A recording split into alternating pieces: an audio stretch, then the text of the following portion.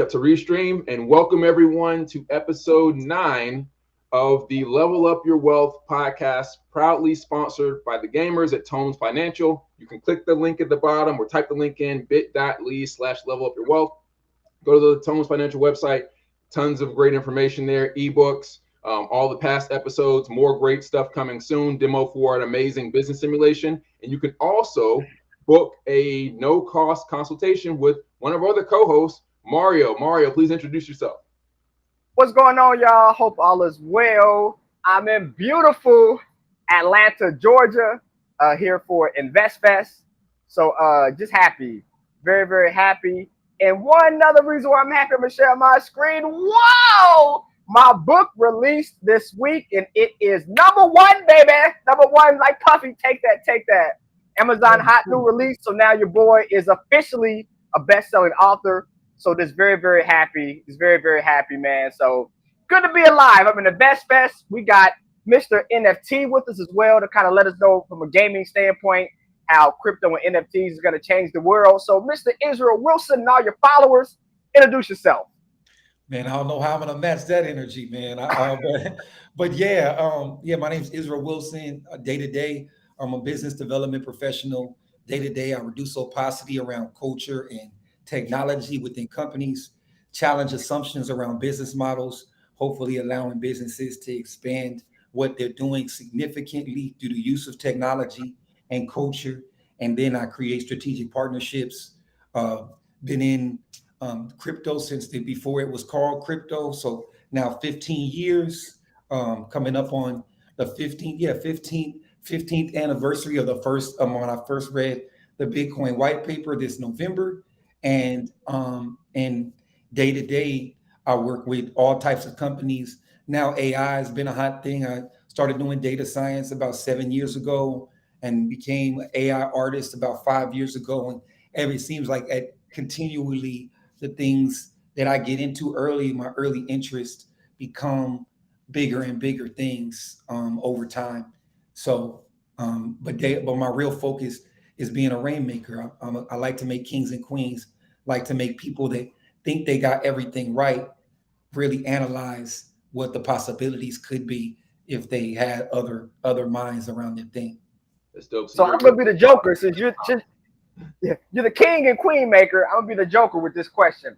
Why are individuals like so scared and so fearful with crypto? Like, I have a practice. I'm blessed to help a lot of people, and even like the BITO, which is a Bitcoin ETF tied to Bitcoin futures, or even a blockchain ETF.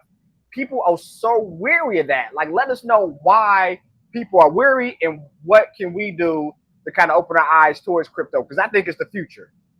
That's great. The thing is that there's a lot of misinformation running around out there.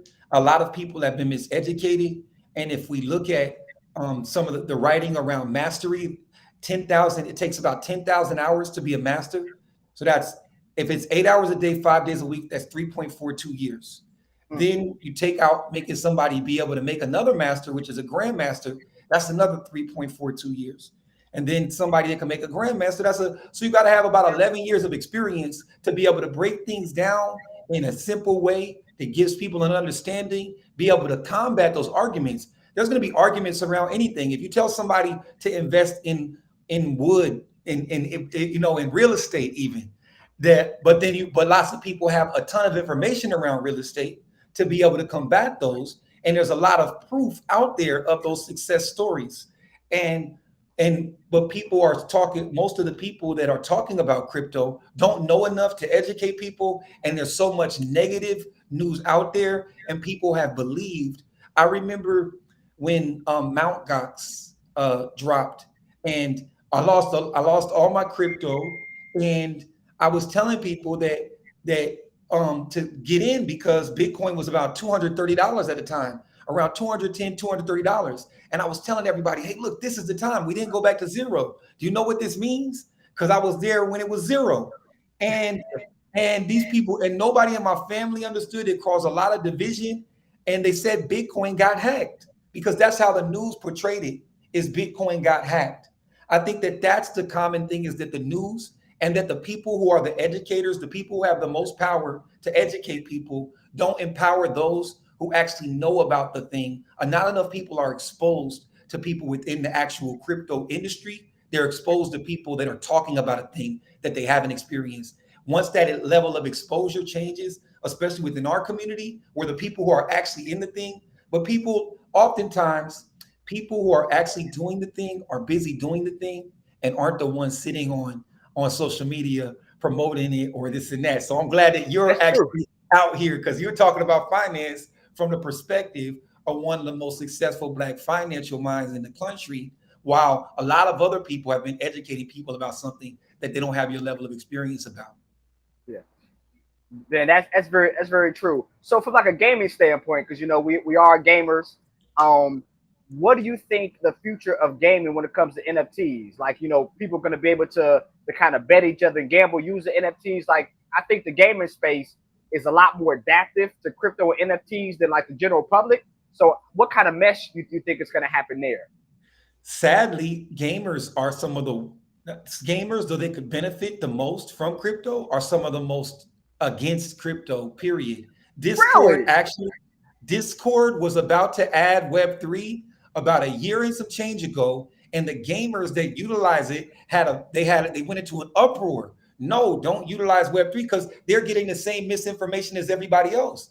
And they Mm, haven't actually experienced what can happen when you're involved in this market. They haven't had their lives change through this thing. But the way that things will be used within games is all of those assets, and this is why gamers should be excited about this, is all those assets when you earn. One of the first examples of an NFT was, let's say you earn a sword in a game that you have to beat all these levels from, and another person can't beat those levels. Well, now you can sell them that sword. They're already selling skins and things within all of these games.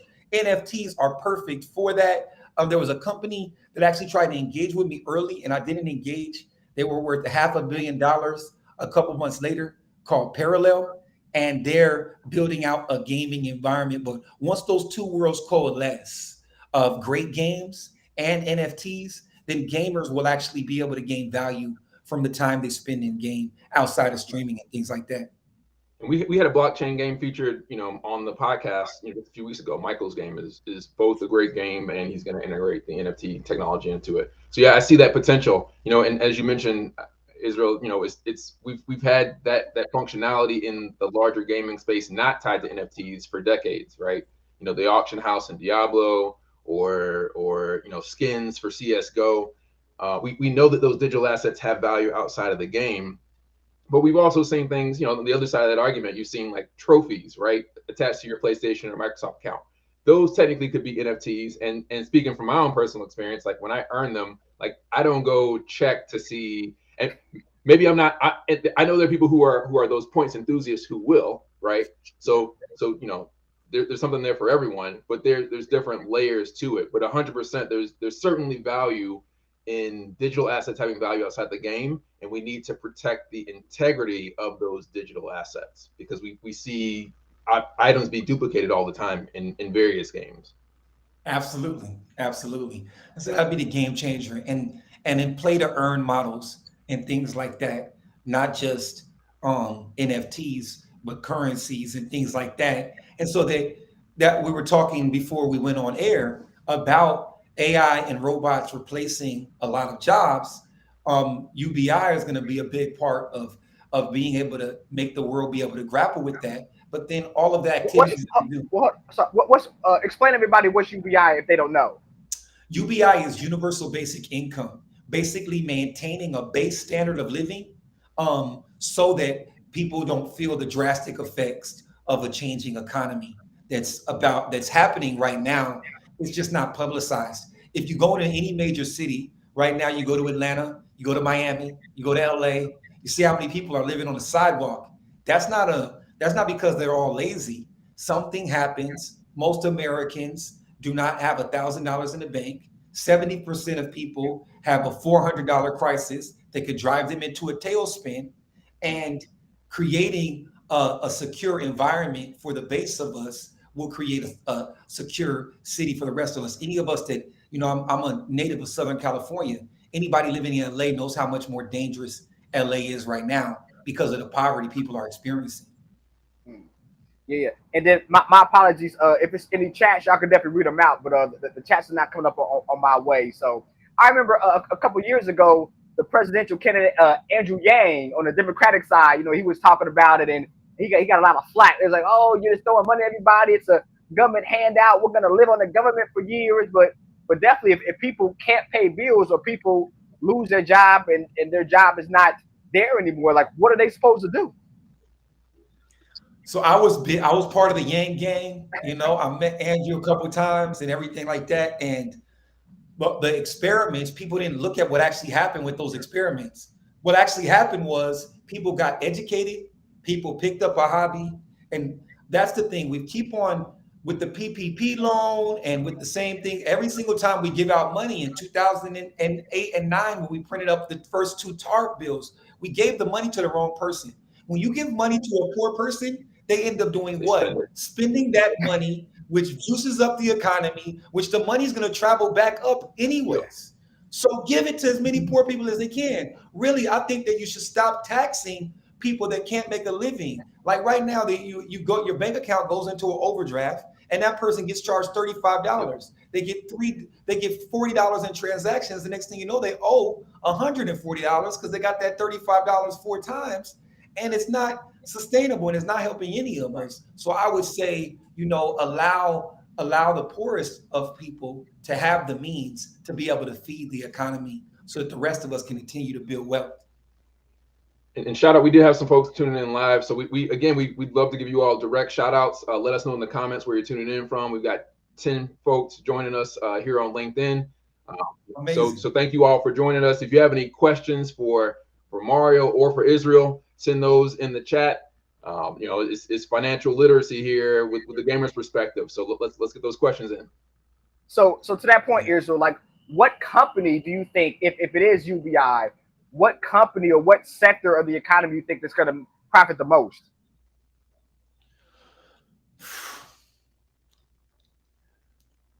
So I think every sector is going to grow. It's just going to be a replacement of the labor. So there's going to be a shift away from labor. There aren't going to be people that mop floors anymore or serve pizzas. And a lot of the thought jobs are going to get changed pretty soon. So what we need to do is create a tax code that makes it so that companies that do not hire humans, that some type of semblance of what their human labor force would have paid for taxes, we tax the robots, we tax the AI, and this and that, and those companies pay a portion of those taxes. But I think it's up for every sector of the economy. Obviously, we're Americans, so the financial markets are where all of our value happens. We have one of the most largest and robust tech markets. I don't think that that's going to change. Markets that are culturally and creative, as we see right now in the music industry, more money is suddenly being made than ever. A lot of money will be made in film and other creative industries. People will continue to consume content and have more free time, recreational things, and health. Health will be very big, and the preservation of health. 13 years ago, I did a business plan, and I talked about how yoga and veganism would grow. And luxury streetwear, this brand was actually part of that business plan. And they said luxury streetwear, that's an oxymoron. And it actually happened over time that all of my estimations on the luxury streetwear market, on the yoga and everything, that just continues to go up. And I think the more time people have, the more they're going to put into themselves. We got some folks tuning in. Shout out to Aziza from New York, Eugenia from California. Sean says tax robots. He's right there with you. For those of you who are in the chat, let us know, are you for or against crypto? You can say for crypto or against crypto. Again, we're just trying to get a read for the room. Again, a lot to learn tonight while we've got Israel just sharing all these gems. Yeah, so Sean said tax the robots. So I want to go over a company that actually makes robots, robot vacuums, and that's iRobot. And it's crazy because we had the big run up in 2021, but since March of 2021, their stock is down by almost 80%. So literally, if you had $100 in iRobot, the company iRobot feels taxed right now because $100 is now $20. So from an investment standpoint, if you guys believe that more robots will be created, we're going to use more robots. From a video standpoint, chips are going to be cheaper, so the price of robots is going to be cheaper. iRobot might be a company to look into. If you guys like moving averages, as we can see, making big. Yeah, I was just about to say the chart looks good. It looks like it's about to stretch. If these were Gerchik levels, I think it's at a support place Yeah, right now and everything like that. But the crazy thing is, human beings are the big thing about the stock. So, who are the founders? How are they thinking? What are they talking about? And is their CEO, is their leadership changing? Are they going to get somebody young in there or revolutionary in there, willing to move the needle and broaden their, there's two ways that a company can grow revenue. It can either expand and offer more products to the people currently buying their yeah. products, or it can upsell and downsell and serve other markets. And I would say expanding their range of products outside of those vacuums to other things. I would love to see what the leadership is thinking, because within crypto, I see millions and billions of dollars being thrown away because of a homogenous culture that lacks diversity of thought. Diversity of race is one thing, but diversity of thought is the most. It's hindering our people, So, but really badly. so to that point is like, what are they doing? So of course they're invested in something, and those investments aren't coming to fruition. So like, what are they doing exactly? So that in crypto, in crypto, they're investing. So they're focused on engine. Lots of things are focused on engineers. We have a homogenous culture. If you go to any crypto event, you hear a whole bunch of techno music. They haven't hacked And culture. They hold on, haven't expanded. hold on. And also, shouts out to Zoran. So Zoran said robots mean intelligent automation, not necessarily physical robots. And you are 100% correct, Zoran. My bad. Oh yeah, oh yeah. But I also mean physical Okay. robots. Look at what. Yeah, yeah. I also mean physical robots now are capable of doing every single physical labor job that we have. 3D printing technology, large scale 3D printers can build buildings, are building buildings, will build buildings. Autonomous vehicles, yeah, intelligent automation. But no, I'm talking about also physical Boston robots Dynamics. replacing all their. There You you seen that go, the video where it exact does a time company. lapse for like the last 15 years? And remember it falling down and everything like that? Or remember It falls down no Osimo? more. Remember the first time we saw Osimo and then what Osimo can do Yeah. now? And yeah, so I'm talking about all of that. But what they're doing right now is, and this isn't just crypto. This isn't just, it's across the board. 90% of startups fail. 10% fail in their first year. This is because I'm writing a book right now. This is because of the metrics that they're using, the measurement that they're using. Black culture, by and large, has a failed metric. They're measuring people by the same standards of the system that created the suppression. Hmm. And so we have this talented 10th. I was looking back earlier today on thinking about Marcus Garvey and W.B. Du Bois and Booker T. Washington and these different ways. And it seems like the most successful of us have believed in that W. Du Bois thing. If we just get the most richest and wealthiest and most successful Black people together, then we can come up with ideas to make us more successful. But no, that just makes a longer 10% is proven over the last 100 years that that's not going to work. There's a TED, and so this is what is happening, really. There's a TED talk that talks about 3 people go into a room. One person gets 85% on a test. Another person gets 75% on a test. And another person gets 35% on the test. Now, common knowledge says take the person with the 85 and the 75. So everybody that goes through the school, goes through the metrics, can make a great resume, can do this and that, gets through the gates and gets in there. And they're throwing away that 35. But what if that 35%er had all the questions right that the other 2 got wrong? And those are the questions that you need to answer to make a successful company. I recently put in a resume for a job that I'm highly overqualified for. I'm a C-level agent. I can do anything. I walk through doors. I'm not a VIP at places. I am backstage. I am in the in crowd. And they're trying to actually, it was a strategic for culture and entertainment or something like that. I'm deeply connected there. I'm capable of doing the job. The person who's an underling, and this happens to me, you go to Soho House or something like that, and somebody that gets paid $15 an hour to stand at a desk is telling you that you can't get in because you're not on the list. And that's Yeah. what's happening. Those are gatekeepers at these companies. If I talk to the CEO, if I had lunch, you had lunch with me, Mario. If you met me in an airport, the CEO of that company met me in an airport, had a conversation with me, I'd get the job Right. immediately because they'd be able to see that and understand that. The metrics and the gates that we have are stopping us from being successful. And that's happening in crypto. You have an homogenous culture, a bubble that people exist within.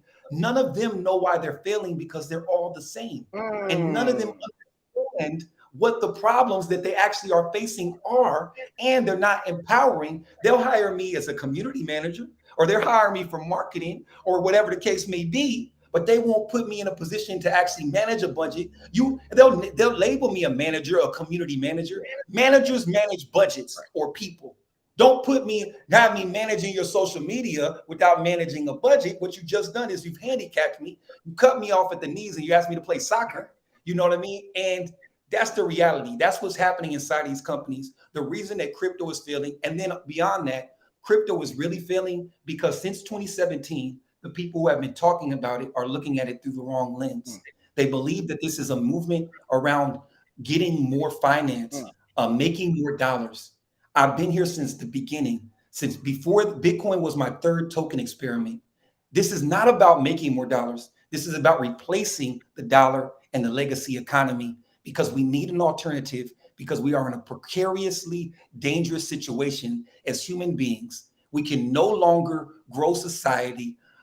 Einstein said, or Winston Churchill said, we can't solve our problems with the same thinking that created them. And that's the hucklebuck that the economy is in. There is no way possible to solve poverty right now in the current economic system.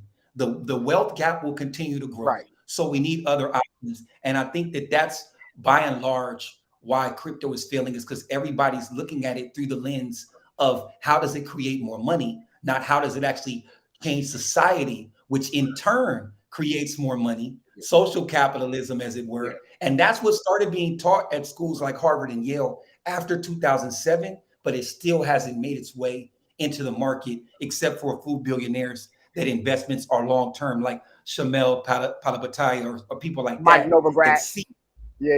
yeah, And so, that see it. so to that point, because you talked about Bitcoin a few times. So, like, when it comes to Bitcoin, right, we look at the chart. Now, I was a victim, right? So I bought Bitcoin back in like 2020 and like I think like 24. And as we could see, like it ran up. Scroll down, Mario, scroll down. But yeah, so Bitcoin ran up almost to be hold on. Deli, start again. Oh man, hold on. Somebody pinging me? Oh, you like me? Look, almost 500%, right? So Bitcoin ran up. So I didn't get out of Bitcoin though as it was going down. I didn't get out until like it was like at 40. So I still doubled my money, but like using investment charts, I could have got out a lot earlier because as we know, the drop of Bitcoin was tough. I mean, the drop, we're looking at a base of 80% drop. So now it's at 29,000. It's creeping back up. Where do you think Bitcoin will be in the next 3 years? You think it's going to be back to the 60 spot? Do you think it's going to hit the 100? I know. I think it was Goldman Sachs that said they think Bitcoin is going to actually be at 100 by the end of 2026. From the bottom, it's up by 100%. So, person bought it at 16. They're pretty happy right now. But what do you see Bitcoin over the next 5 years? Yeah, if we're looking at it right now, we're up 50% year to date. We're up 30% year over year. So there are no losers except for those people. That goes back to what I talked about. There were people that were being advised by the wrong people to buy in the 60s.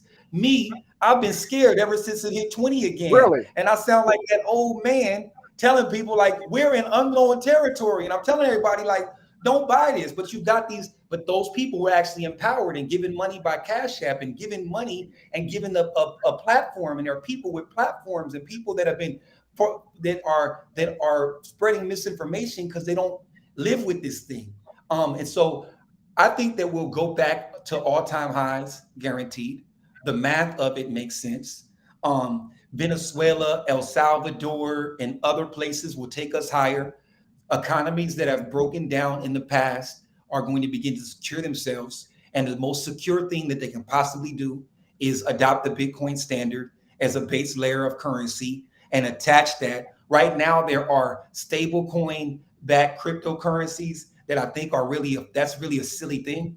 Like you're backing a cryptocurrency by the dollar. That's like, it doesn't make Yeah, sense, but leaders are the ones who explain crypto, and that's kind of like preachers explaining porn. You know what I mean? It just doesn't fit the ethos of the person, does not yeah. fit the method, the model of what we're doing. So I think that's a problem. We will go to all-time highs. Will we go to 100? We go to all that. I'm not that person. I'm that person that's going to build things on top of this. I can say that we won't go back to zero ever again, Right. and that it is the only global currency that we have. It is the most successful currency in the history of man, period. There's never been a more successful experiment with economy than the Bitcoin experiment. And out So wait, wait. So 20 years, I could say that we will be in a place that your life is going to be changed by your family owning one Bitcoin. Your whole family can live on. so it so it's a huge debate right now between Bitcoin and ETH because of Web3. So when Web3 finally comes to fruition and people are using it, the exchange rates are lower, the gas, fees people talk about is going to be low or nothing at all. Do you think ETH is going to then be the gold standard, or you think Bitcoin will always be the gold standard for crypto I standpoint? think Bitcoin is not just Bitcoin is the gold standard doesn't make sense anymore. I think the world should adopt can and should and will adopt the Bitcoin standard. I believe the Bitcoin standard is the best measurement of value and the math proves it over the last 15 years, 14 years, 2009, 14 years this year, 15 years in January. That there is no better measurement of wealth than the Bitcoin standard. And I believe that I see that Bitcoin is the global currency and it will continue to be that. ETH will have its utility and ETH is built, but there'll be other scaling systems. There'll be L2s on ETH and there'll be this and that. And the whole ecosystem has a tremendous, upside. But Bitcoin is the only, because of the math of it, the way it's built differently than Ethereum. And I don't think, and there is no date in the future that I foresee it being, and Ethereum isn't being collected by governments. It's not the same thing. It's not even, they're apples to oranges. But I don't think Bitcoin at this point is a currency anymore. It's a store of value. And those who are proponents of Bitcoin maximalists that believe only Bitcoin should exist are short-sighted. Hmm. So let's ask the audience. All right, everybody who's tuning in. Are you for Bitcoin or are you for Ethereum? I think you make some great points there, Israel. And I also want to hear your thoughts on. We talked a little bit earlier about universal basic income. What are your thoughts on CBDCs? Because and that's I want you from your perspective to describe that to the audience, and then I guess the ultimate question is like, how do we get to universal income without having CBDCs unless the government adopts Bitcoin? Central bank digital currencies. Central banks are the reason. Fed So now, it's here. Bitcoin, Fed now, right? yeah. So you read the Bitcoin white paper, and you understand that it is not a financial document; it's a political document. The statement is in response to the failure of the economy, of the global economy, after the 2007. They call it the 2008 financial crisis, so they can throw it on Obama. That's the most illest thing. When I see that, I'm like, y'all are funny as hell. This happened in Yeah, 2007. The first TAF was drafted. The first TARP was drafted by yeah, Bush and pushed through by Bush, and Obama inherited that Yeah. problem. And y'all call it the 2008 financial yeah. crisis. You know what I mean? But the 2007 financial crisis caused a response that all of for people. So where the reason I discovered Bitcoin so early on is I was in chats with people who are with gold and silver anarchists, people that kind of saw like we understood. I'm a political scientist. I understand exactly how the economy works, exactly how the dollar works, and so that causes fear. If the common person understood how dollars work, they would not trust dollars. Even the wealthiest, every book on wealth says, pay yourself first. What's that actually saying? Get rid of your dollars and put it in something else because your dollar is going to lose you money. And so central bank digital currencies only reinvent the same problem. I think the problem is caused by the ability of these central banking entities to print money at will and have monopolies. Now, that a caveat to that, if and when, or at times when countries like China, where the central bank is actually part of the government, oh, that's a whole different monster. If tomorrow the Federal Reserve was actually part of the United States, which a lot of people don't understand that, if the United States actually was part of the United States and didn't exist in a district outside of the United States, suddenly we would be in a different position and I'd be on a different side, because our government and our people would be controlling our currency and will be the beneficiaries of our currency. But currently, that is not the reality, even though most people believe that's a reality. A lot of people still think dollars are backed by gold and think that the Federal Reserve is part of the United States government, but the Federal Reserve is actually a bank. And that's silly to have a bank have a monopoly on the ability to print up your money, and then you have to pay back that loan with interest. And we have a debt crisis, a debt ceiling that we continue to have conversations about, created by this never-ending system. We are your income tax. You believe that your income tax goes to fill roads and things like that. No, and your income tax is unconstitutional. Go read the Federalist Papers and go back to why the Revolutionary War was fought. You should never have your income tax, period. But beyond that, your income tax only goes to pay back the interest on the debt that is accumulated because of the dollar.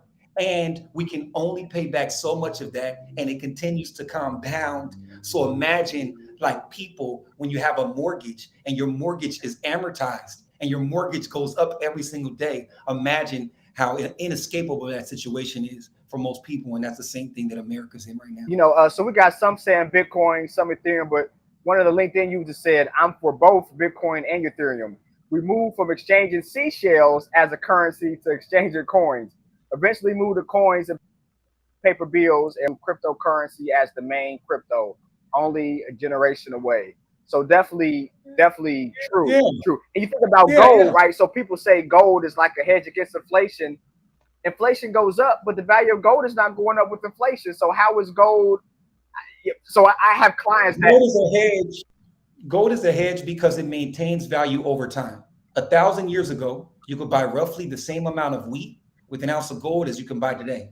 1,000 years ago, you could buy a nice toga or whatever suit you wanted in any country. And now for about the same price of an ounce of gold, you can buy a nice suit. So gold is be able to hold value, but it's not so that's the hedge. Yeah. So to that point, right? So if I go to the store in Rome 100 years ago or 1,000 years ago and buy a toga, or I buy that land in Rome instead, that land is worth way more than that piece of gold, right?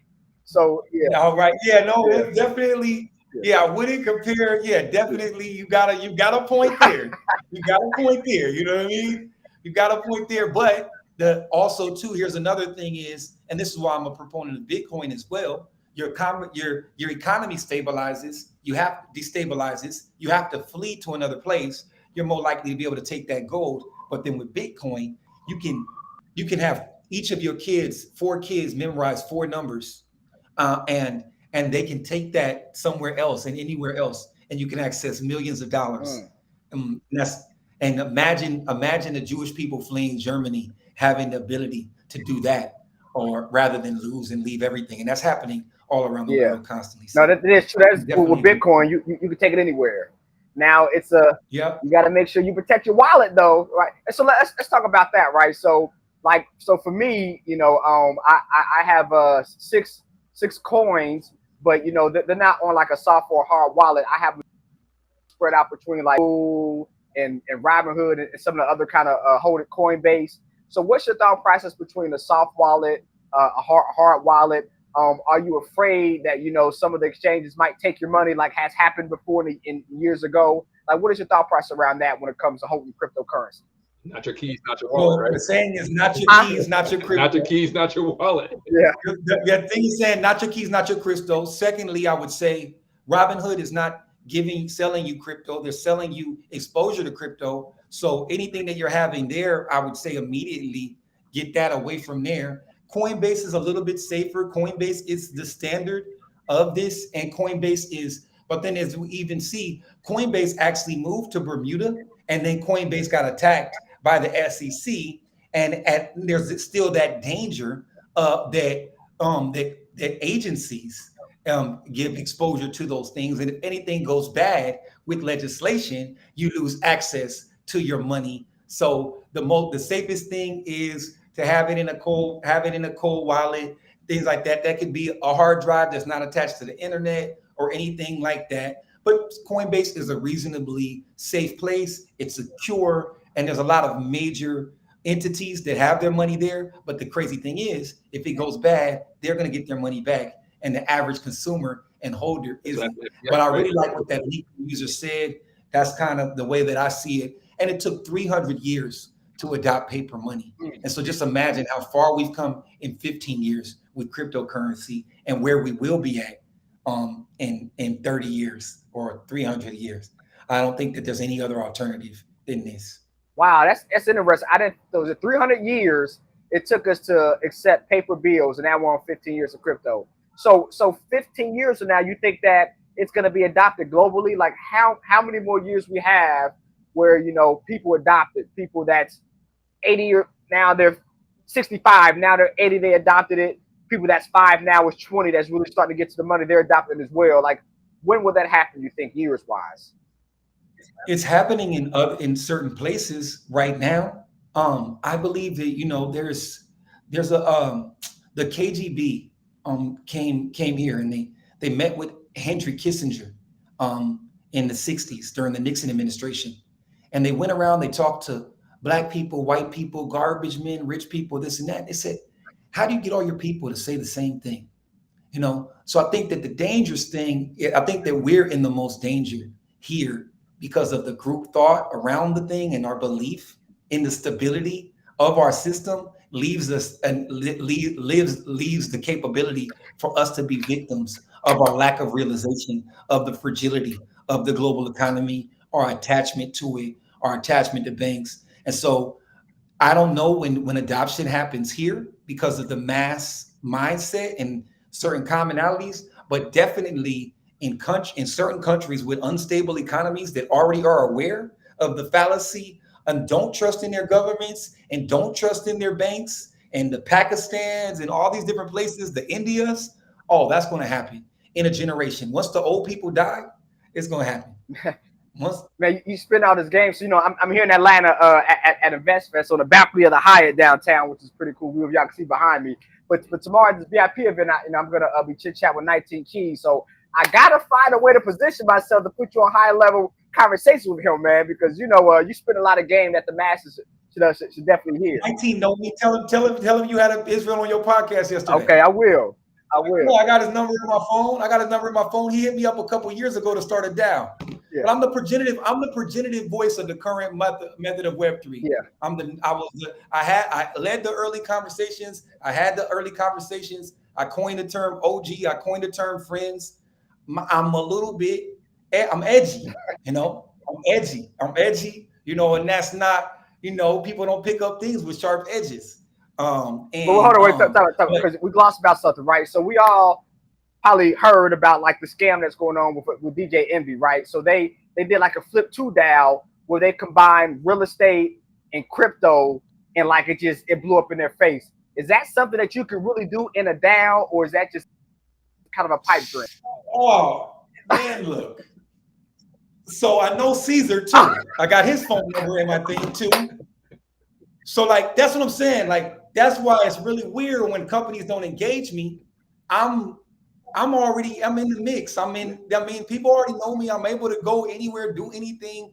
If I was given to me, there's 3 great things that 19 Keys said this recently. He said an African billionaire told him there's 3 things that a man needs to do amazing things. It's skills and talent, resources, and a network. I've got 2 of those in a large scale. And once I have an investor that invests in the resource, I'm just waiting for that one conversation with somebody like the Google guys. The Google guys went all around Silicon Valley. They got shot down by every major fund. And then they met with the old man. He gave them $100,000, didn't understand their idea, and he made $3 billion. I'm just waiting to meet my old man. But yeah, no, that was so as far as the Caesar and Envy thing goes, they didn't understand they didn't understand crypto, and they're not talking to the right people. And it's very rare that you get somebody with my level of experience that actually can talk about the technological part of it, the financial part of it, the social ramifications of it, and then execute on the realization of a vision within this market. There, because lots of people are still studying Mm. and searching and trying to figure out how to execute, and they don't warn people because they see it as a way to get money. This is not a way. This is not a new way to access capital. That's called a scam. This is the crystallization of value. Bitcoin started out at zero. How do we start something that's worth nothing and create enough value to make it worth something? And that is what they need to be doing. But the tokenization of real estate, we still don't have. Oh my God, I froze up. We can hear you still. We can hear Boom, boom, boom. Yeah, The, see the, that they're the fighting, they're powers that be fighting back right now. don't want you to say this, I guess, then, Yeah, huh? yeah, you. nah. Right now, you're good. So You the hit the buzzwords, but tokenization, you're good. You're back. yeah, the tokenization of real estate is something that's really going to be interesting, but it hasn't happened yet. And the people who are executing on all of these different things don't have teams of people directly involved in the industry. And since it is a burgeoning industry, people are able to pass themselves off as experts. Or when it becomes a pop term, people go and learn about it, and then they learn. And this is the problem. This is what I was saying. 90% of startups fail because and most companies have 60% ineffective workforce because the people who can manipulate, the people who can present well, the people who are willing to put polish on it or calm themselves down or kiss their asses big enough can manipulate people through ego and things like that and get closer to things. I know, look, you've been in finance for a while, Mario. You remember the era when suddenly there was a whole bunch of Forex experts Yes, all of a sudden, yes, and, yes, and they're selling everybody a course on Forex yeah, and da da da da da da da da. yeah. But Forex, and it's crazy because it's at the end of the cycle when Forex was actually making people successful. That's when the people come in and they push the people on something. So I just think that it's just lack of execution and the other things that they were doing and the way in which they were manipulating people. And they took a lot of money from different communities. Anybody that's trying to sell you, if I'm if I have a ability to create things that are worth $1 billion, why would I be selling you something for a couple $1,000s? Mm. Like, think about that. Think about that. If a person actually has a methodology of growing money in Forex or in real estate, why aren't they primarily focused on growing their money in Forex and real estate? They're selling you something. Sometimes it's because of the volatility of their market. They win and they lose in real estate, but they can scale their income of teaching you and educating you something. But it's very rarely that they have the knowledge or are willing to part ways with the insider knowledge that they have that's really necessary to help you grow. So that's why I was so trepidatious about ever selling anything or selling information. A great example of that is with ICGNU. We launched our company, we launched our community 7 days ago. In 7 days, we've got 52 members. The first 111 members will be free. The next 1,000 members will pay $11.11 a month, and the price will never go more than $1 a day. The price will cap out at $33. And I'll never sell somebody something that's thousands of dollars unless it's to pay for your room or pay for a mansion or pay for a trip or pay for something else like that. I'm not going to sell you information because I'm about to make billions of dollars off of what I know how to do, which is build things. I'm really an AI expert. I'm really a crypto expert, and I don't need to sell you anything. I know we definitely talked about the company a few months ago. So tell the public about the company, what you're doing in the space.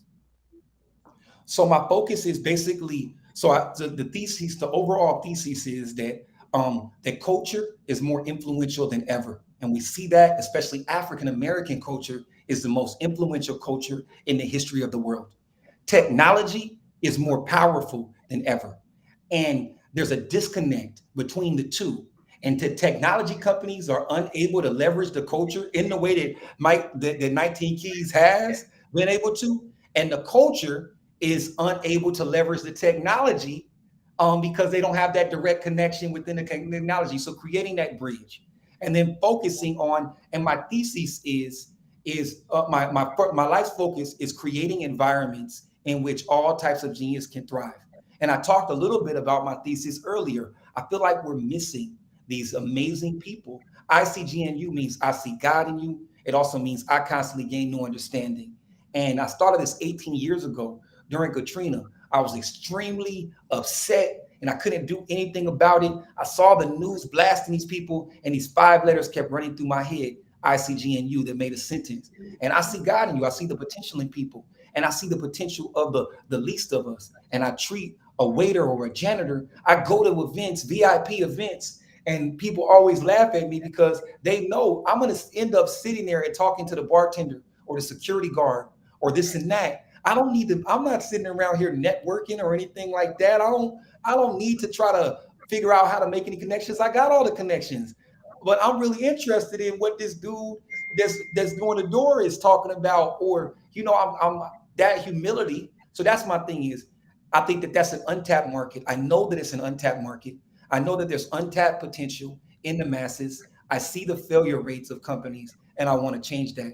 And I'm leveraging emerging technologies to do that. So utilizing crypto to create upward social mobility, utilizing AI to fill gaps. The most recent venture that we started is called Co-Found AI, and I'm writing a book about bootstrapping your startup with AI. I'm going to pair that with free access to the platform. I've got the community is going to get alpha and beta access to the platform. And now you want to start an idea, but you don't have all that. You know how much it takes to be a CEO? You know what little bits of knowledge it takes to be a CTO? You know how many people fail because they don't have those right teammates, that right CFO in their corner? And so creating these AI personas that can fill those gaps, and then focusing on those people who other people don't focus on, and giving them ways to easily access this, and then building out brands around that. So we have 7 core areas that we're initially focused on. And I call these like basically the pillars of culture. And it started out with 4: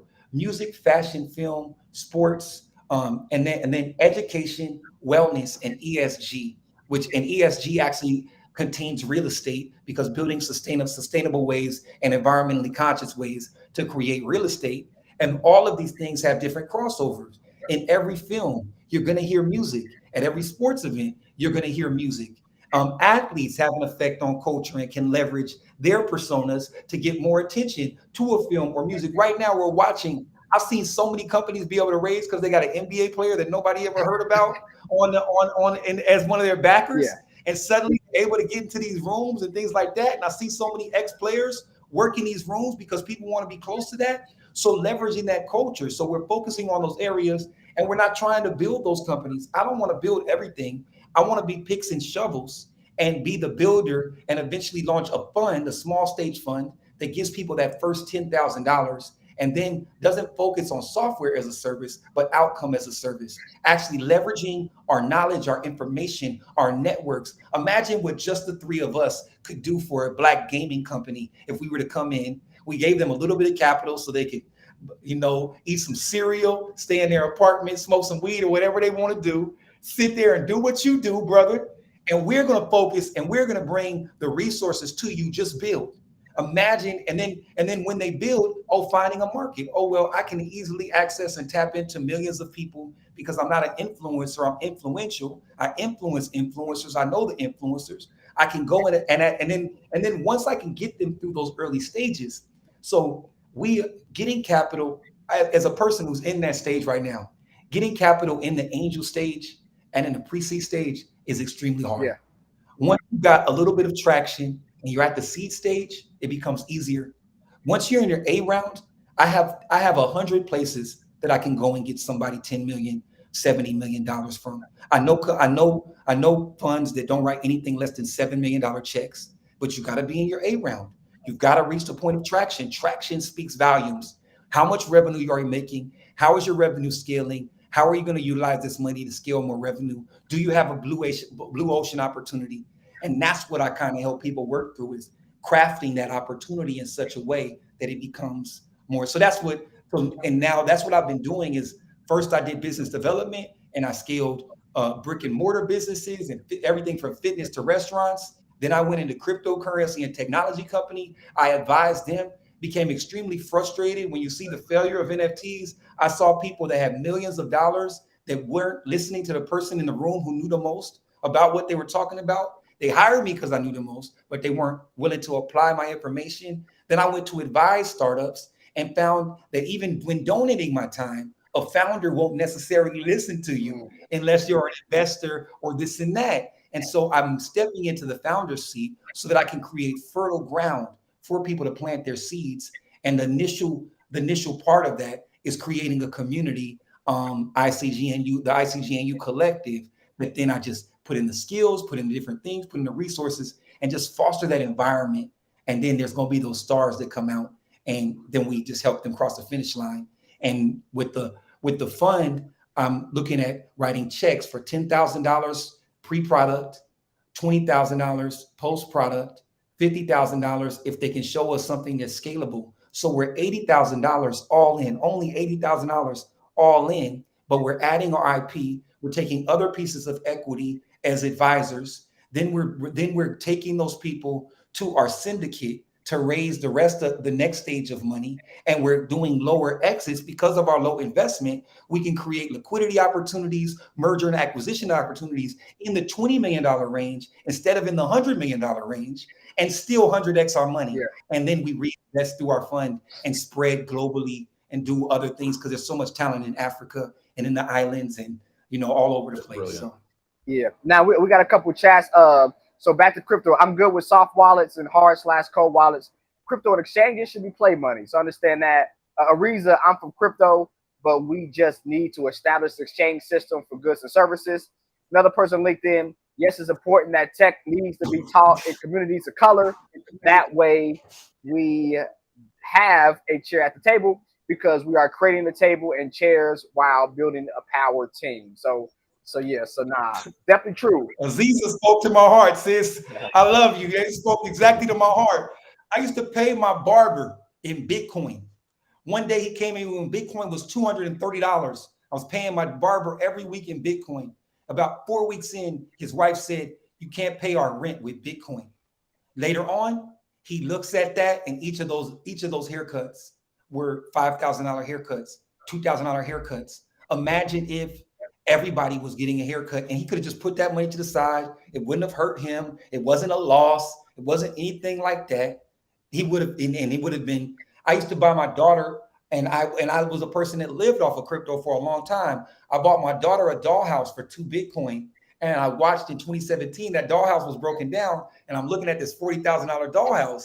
I used to take her to the movies every week for half a Bitcoin. But I went to the AME. I went to the NAACP because my friend Cornell Williams Brooks became the head of the NAACP. He used to be a head of the New Jersey Institute for Social Justice.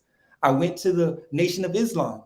I talked to every single leader that I possibly could at the time in the Black community about us, the people who should be the most aware that that we need another economy, and getting them in the system, pre-regulation, pre any rules. It was the wild, wild west. We could have created our own currency. We would have did whatever we wanted, and nobody could really hear me because I started the conversation wrong. I told them that a dollar didn't have any value, and that triggers something called cognitive dissonance. When you've been taught, socialization is, if I tell a person that this case is blue, this case is blue, this case is blue, 1,000 people can tell them that this case is neon green, and they will never believe it because they've been taught, they've been socialized. Yeah. It's deeper than brainwashing. The reality to most people is that the dollar is valuable, and they can't come to any grips with the fact that that's a lie. That's cool. Well, man, this has been amazing. If I could talk conversation, we'll want to keep you all night. So is any final thoughts that you want to give, information in the chat as well? But any extra information you want to give? No, thank you for the opportunity. I get 2 podcasts in one day. Seems like there's something happening, something in the air, and that was completely unplanned. And I just want to say thank you for the opportunity. This was really a great conversation, great questions. If anybody, I have 100 until we get to 111. This thing is free for life. The ICGNU Collective. If you're on here watching, DM me. I'll send you the invite link. We'll continue to build resources. All that I ask is that you audit the courses, audit the community, tell me how to improve the community so that I can create more value around it. My name is Israel S. Wilson on all social medias. Israel Wilson on LinkedIn, and yeah, I look forward to this. I look forward to talking with everybody. I'm very accessible. Don't put me on any type of pedestal. Don't think of me as any different than you. We didn't even get into my background, but I promise you, whatever you've been through in life, I've been there. I went through it all. I'm on the other side. I got a lot of experiences, and that's really where my passion lies, is in helping people that have experienced a lot. Also, I'm looking for allies that have, but especially Black allies. No disrespect to anybody else. Anybody else that wants to come in and be an ally, great. I got a diverse organization already in my community, but I'm looking for Black allies from adverse backgrounds that have achieved success, so that we can be examples of leadership and allowing people to, create access. And if anybody wants to do that and volunteer, for free, that's what I want to give. I want to give people access to information to be free. They say the game is to be sold, not to be told. I think that's information should be free, shared freely, and the value that you get from that is the ability to do things. Everything that I ever did that made me money started out with an action that I did for free. And thank you for lunch, man. He paid for my last lunch with you, Mario. So I'm glad I Yeah. met Mario randomly in the airport one day, and we had a great conversation. So I look forward to that. I look forward to continuing this, and hopefully we can work together on something someday. Of course, of That's course. what's up. Thank you for your time. Thank you, everybody, for joining us. I appreciate, and I'm thrilled about the work that you're doing, Israel, because I don't know if you've seen that report that I believe it's 2050. It's projected that the average Black American wealth will fall to $0. So less than 30 years from now, in a generation or Yeah, so. So it's so important that you're doing the work that you're doing, especially as you know, being in the crypto space as long as you have. There's not a lot of space for the Black community there on the wealth generation side. Not that we can't have our own space, but if you look at the space today, it's gatekeeping, just as you described, right? yeah. It's sad. It's sad because our community has one fatal flaw. We follow people who we like, or who are able to this and that. We don't follow necessarily authorities, and so a lot of our leadership, especially around these things, are people that are really good at media and things like that. And there's some guy that went to Howard and then went to Harvard and got his PhD, that necessarily he may have a stutter, but he's the guy that actually knows the computer science or the wealth or whatever the case may be. There's another statistic before we leave that I think is important as well. It said if it doesn't go to zero and we stay at the same rate that we're going and grow at the same rate, it'll take us 240 years to catch up to our white counterparts in this country. Um, and and we've got to battle that from a myriad of ways, from insurance to stocks. And that's another thing is the most money is made in the stock market, but what they don't tell you is that it's not made for the public investor. It's made when a company goes public. The first shares of Coinbase were 0.0005 cents. When I come in, there's an article called an 83B. When I come into a company and I start to advise them, I pay about $20 for 100,000 or 250,000 shares, or whatever the case may be, and take that gamble and ride along with them. And at the point that the company goes public or has a liquidity event, that money explodes. And so the friends and family round and supporting early stage founders is just as pivotal as being in a crypto before it launches or anything else in creating this wealth. Each and every person in this conversation can be an angel investor in their cousin if they learn the process of incorporating in Delaware, Wyoming. Delaware is great, the best place, but Wyoming, Nevada, or whatever the case may be, or Bermuda or someplace else, if you're doing something more in a gray area, investing in early, giving them the money to start, you know, giving them the money to start their thing, and then feel that win. So support the people around you and believe in the people that are smartest in your family. And every family should have a doctor, a lawyer, and a financial advisor, and believe in the people that are close to you. That's where your answers are. That's why they coined the term friends. Because when they asked me how they could do crypto or what they should do, I'd say do things with your friends. And I say it without a D. So they made the term like that. But yeah, so that's what I would say. We all got opportunities. So believe in the people around you and support everybody, support each other. That's the key. That's the thing we're missing. We're looking up instead of looking to the people on the side of us, and we're missing out on some really great opportunities.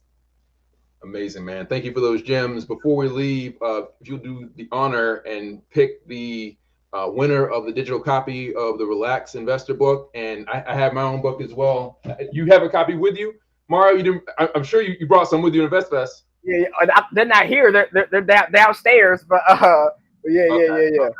So we got a Yeah, I digital would copy say of my Aziza. book, I would say and Aziza for that I'll comment. send you a digital copy as well, Israel. Thank you for being a guest on the show. But we want you to pick somebody who had just compelling comments or questions you like, and they'll get a digital copy of both of our books.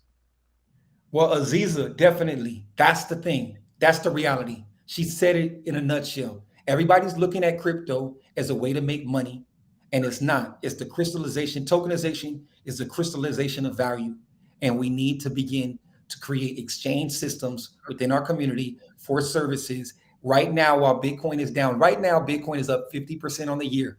If you had started getting paid in Bitcoin and paying people in Bitcoin at the beginning of this year, you'd have 50 more percent on your savings than ever. And then we need to force our landlords, our store owners, and other people to accept it. You walk into a store, everybody do me a favor, walk into a store, ask them if they accept crypto, and then if they don't, walk out.